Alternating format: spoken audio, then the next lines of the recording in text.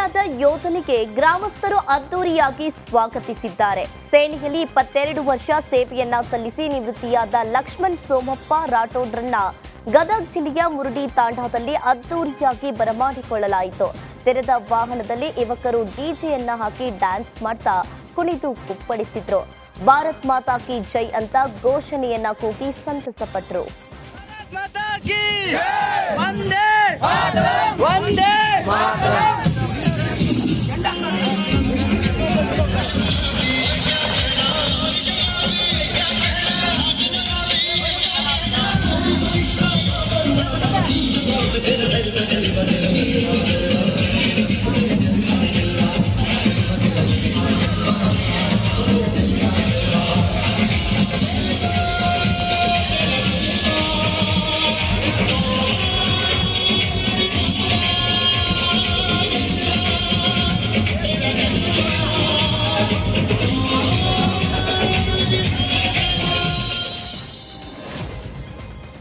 ಶಿವಮೊಗ್ಗದ ಶಿಕಾರಿಪುರದಲ್ಲಿ ಕಾಂಗ್ರೆಸ್ ಅಭ್ಯರ್ಥಿ ಅಬ್ಬರದ ಪ್ರಚಾರವನ್ನ ಮಾಡಿದರು. ಗೀತಾ ಶಿವರಾಜ್ ಕುಮಾರ್ ಶಿಕಾರಿಪುರದಲ್ಲಿ ಚುನಾವಣಾ ಪ್ರಚಾರ ನಡೆಸಿದರು. ಪ್ರಚಾರದ ವೇಳೆ ನಟ ಶಿವರಾಜ್ ಕುಮಾರ್ ಹಾಡು ಹಾಡಿ ಎಲ್ಲರನ್ನ ರಂಜಿಸಿದರು.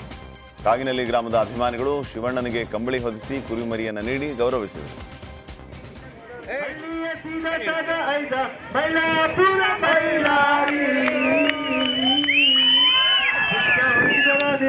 ರಾಮ ಹುಡುಕಿದ ಸೀತೆನ ನಿನ್ನ ಹುಡುಕೋ ಮೀರ ಇವಳೇನ ಕುಂತ್ರು ನಿಂತ್ರು ಇವಳೇನ ನಿಂದ ನೋಡೋದ್ಯಾರನ ಕಾಣಿಸಮ್ಮ ಇವಳಿಗೆ ಯಜಮಾನ ಎಲ್ಲ ಜೋಗಪ್ಪ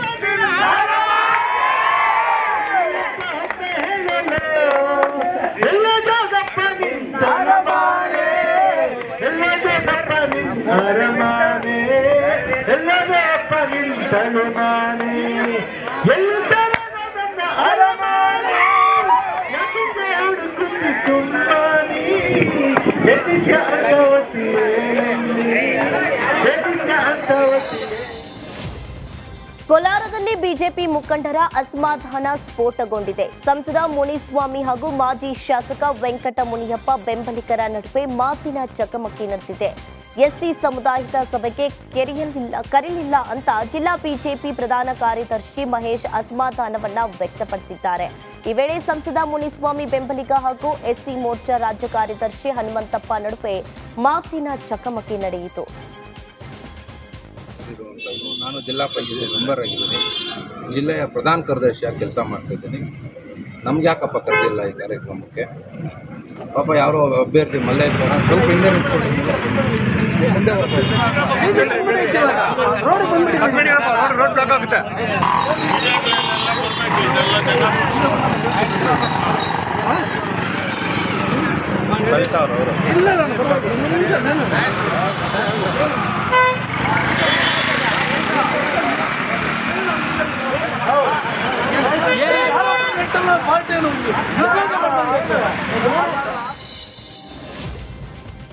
ಇನ್ನು ದಾವಣಗೆರೆಯ ಬಿಜೆಪಿ ಸಭೆಯಲ್ಲಿ ಸಂಸದ ಜಿಎಂ ಸಿದ್ದೇಶ್ವರ್ ವಿರುದ್ಧ ಕಾರ್ಯಕರ್ತರು ವಾಗ್ದಾಳಿ ನಡೆಸಿದ್ದಾರೆ. ಹೊನ್ನಾಳಿ ನ್ಯಾಮತಿ ಬಿಜೆಪಿ ಲೋಕಸಭೆ ಕಚೇರಿಯಲ್ಲಿ ಈ ಘಟನೆ ನಡೆದಿದೆ. ರೇಣುಕಾಚಾರ್ಯನ್ನ ಹೊರಗಿಟ್ಟು ಇನ್ನೊಂದು ಟೀಮ್ ಕಟ್ಟೋದಕ್ಕೆ ಜಿಎಂ ಸಿದ್ದೇಶ್ವರ್ ಹೊರಟಿದ್ದಾರೆ ಅಂತ ಹೇಳಿದರು. ಸಂಸದ ಜಿಎಂ ಸಿದ್ದೇಶ್ವರ್ ಹಾಗೂ ಬಿಜೆಪಿ ಅಭ್ಯರ್ಥಿ ಗಾಯತ್ರಿ ಸಿದ್ದೇಶ್ವರ್ ಸಮ್ಮುಖದಲ್ಲಿ ಕಾರ್ಯಕರ್ತರು ಆಕ್ರೋಶವನ್ನು ಹೊರಹಾಕಿದರು. ಆಕ್ರೋಶಗೊಂಡ ಕಾರ್ಯಕರ್ತರನ್ನ ಸಮಾಧಾನಪಡಿಸುವ ಕೆಲಸ ರೇಣುಕಾಚಾರ್ಯ ಅವರಿಂದ ಆಯಿತು.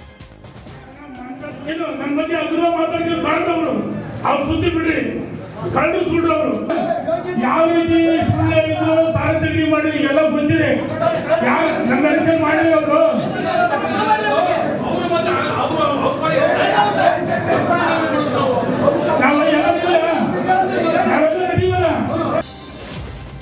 ಪ್ರಧಾನಿ ಮೋದಿ ಭೇಟಿ ಹಿನ್ನೆಲೆ ಮಂಗಳೂರಿಗೆ ಎಸ್ಪಿಜಿ ಅಧಿಕಾರಿಗಳು ಭೇಟಿಯನ್ನ ನೀಡಿದ್ರು. ಪ್ರಧಾನಿಯವರ ಭದ್ರತೆಯ ಹೊಣೆ ಹೊತ್ತಿರುವ ಎಸ್ಪಿಜಿ ಮೋದಿ ತೆರಳುತ್ತಾ ಇರುವ ರಸ್ತೆಯುದ್ದಕ್ಕೂ ಪರಿಶೀಲನೆಯನ್ನ ನಡೆಸಿದ್ರು. ಇನ್ನು ಮಂಗಳೂರಿನ ಹಿರಿಯ ಪೊಲೀಸ್ ಅಧಿಕಾರಿಗಳೊಂದಿಗೆ ರಸ್ತೆಯುದ್ದಕ್ಕೂ ಪರಿಶೀಲನೆಯನ್ನ ನಡೆಸಿದ್ರು.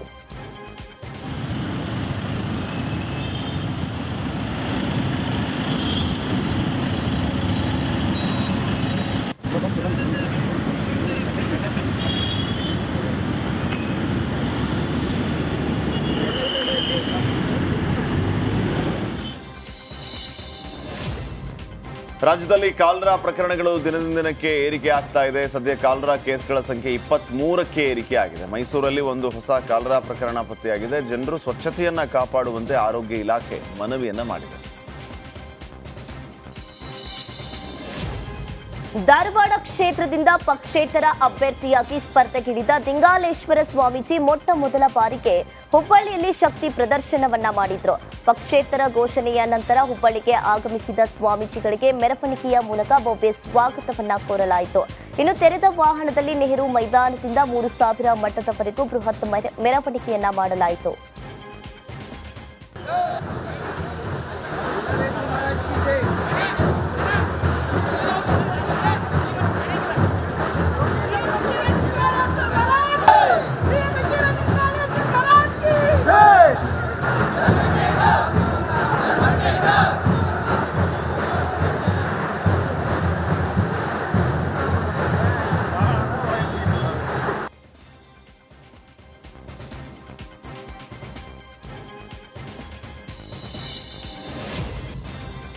ಇದೇ ವೇಳೆ ದಿಂಗಾಲೇಶ್ವರ ಶ್ರೀಗಳು ಪ್ರಹ್ಲಾದ ಜೋಶಿ ವಿರುದ್ಧ ಹರಿಹಾಯ್ದಿದ್ದಾರೆ. ಹುಬ್ಬಳ್ಳಿಯಲ್ಲಿ ಮಾತನಾಡಿದ ಶ್ರೀಗಳು, ಬರುವ ಜೂನ್ 7ನೇ ತಾರೀಕು ಜೋಶಿ ಮೂಲೆ ಗುಂಪಾಗ್ತಾರೆ.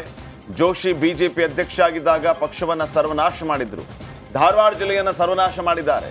ಇವರ ಧೂರ್ತತನದಿಂದ ನಾನು ಚುನಾವಣೆಗೆ ನಿಲ್ಲುವಂತಾಯಿತು.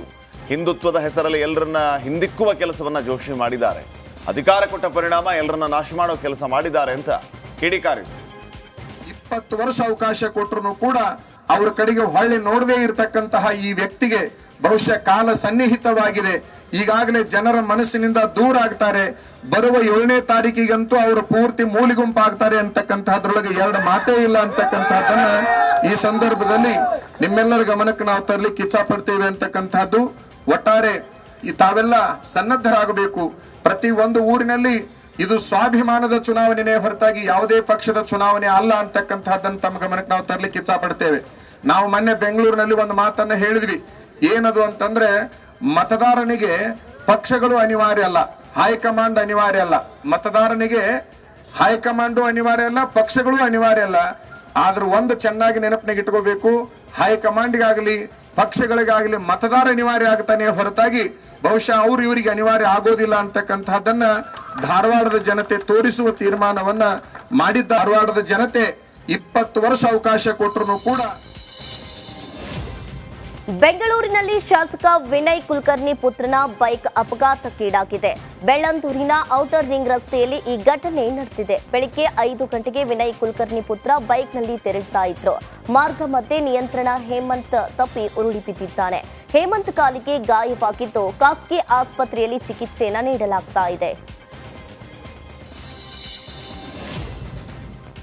ಗೃಹ ಸಚಿವ ಪರಮೇಶ್ವರ್ ಕ್ಷೇತ್ರದಲ್ಲಿ ವಿ ಸೋಮಣ್ಣ ಪರ ಮಾಜಿ ಸಿಎಂ ಯಡಿಯೂರಪ್ಪ ಅವರು ಮತಬೇಟೆಯಾಡಿದರು. ಕೇಸ್ತೂರಿನಲ್ಲಿ ಬಿಜೆಪಿ ಜೆಡಿಎಸ್ ಕಾರ್ಯಕರ್ತರ ಬೃಹತ್ ಸಮಾವೇಶ ನಡೆಸಲಾಯಿತು. ಈ ವೇಳೆ ಮಾತನಾಡಿದ ಮಾಜಿ ಸಿಎಂ ಯಡಿಯೂರಪ್ಪ, ಸೋಮಣ್ಣ ಅವರು 2 ಲಕ್ಷ ಮತಗಳ ಅಂತರದಲ್ಲಿ ಗೆಲ್ತಾರೆ. ಸೋಮಣ್ಣ ಅವರು ಅಭಿವೃದ್ಧಿ ಮಾಡುವಂತಹವರು ಅಂತ ಹೇಳಿದರು. ಪ್ರಧಾನಿ ನರೇಂದ್ರ ಮೋದಿ ಅವರು ಸನ್ಮಾನ್ಯ ಮಾಜಿ ಪ್ರಧಾನಿಯಾದಂಥ ಎಚ್ ಡಿ ದೇವೇಗೌಡರು ಆಶೀರ್ವಾದ